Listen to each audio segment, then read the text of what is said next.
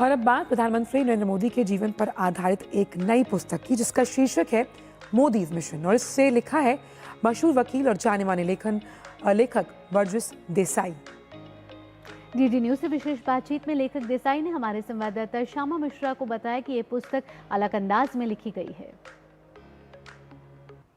Noted lawyer और acclaimed author Burgess Desai हमारे साथ में हैं और इन्होंने प्राइम मिनिस्टर नरेंद्र मोदी पर एक किताब लिखी है जिसका नाम है मोदीज मिशन।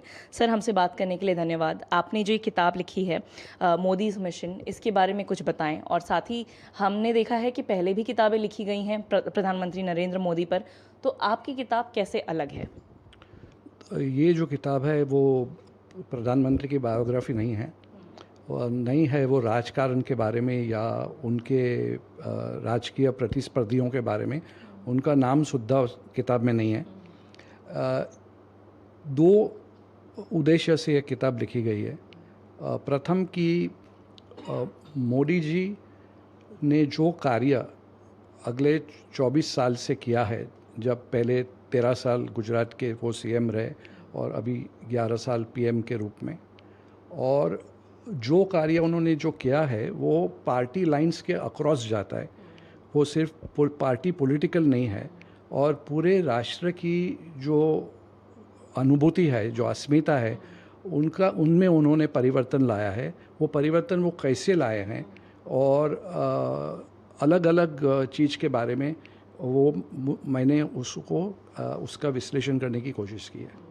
सर, आपने कहा कि कई सारे बातों को इसमें लिया गया है। आपने एक पॉइंट इसमें ये भी लिया है जो एक तरीके से इंडियाज़ इंटेलेक्चुअल सेक्शन हम कहते हैं, वो फॉल्स नरेटिव फैलाने की कोशिश करते हैं। उनको कैसे आपने एड्रेस किया है इसमें, और क्या मुख्य बातें इसमें आपने बताई हैं?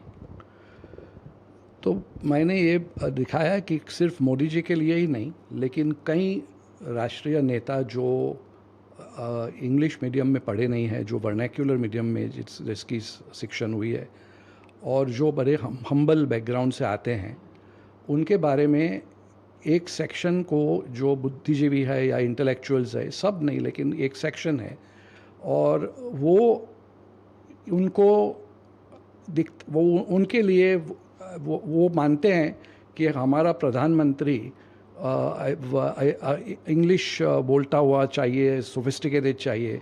तो ये जो रूट्स का सवाल है, ये क्लास का सवाल है, तो उससे उनका जो पूरा नैरेटिव है, जो कोई भी राष्ट्रवादी नेता आता है, जो राष्ट्र की बात करता है, जो हिंदुत्व की बात करता है, जो हिंदू संस्कृति की बात करता है, वो लोग बोलते हैं कि ये धर्मनिरपेक्षता नहीं है।